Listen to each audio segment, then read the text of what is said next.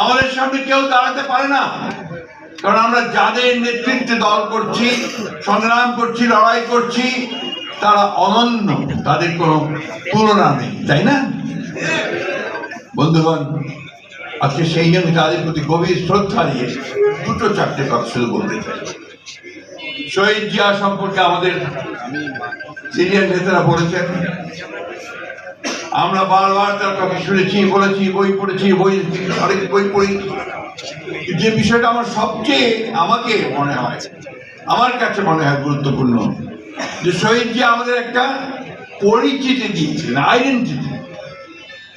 বাংলাদেশি জাতীয়তাবাদের দর্শনের মধ্য দিয়ে তিনি আমাকে আলাদা করে একটা পরিচয় করে দিয়েছিলেন পৃথিবীর কাছে। বাঙালি তো আরো আছে, পশ্চিমবাংলা আছে, বাংলায় কথা বলে, কিন্তু এই অঞ্চলের, এই ভূখণ্ডের আমরা যারা এই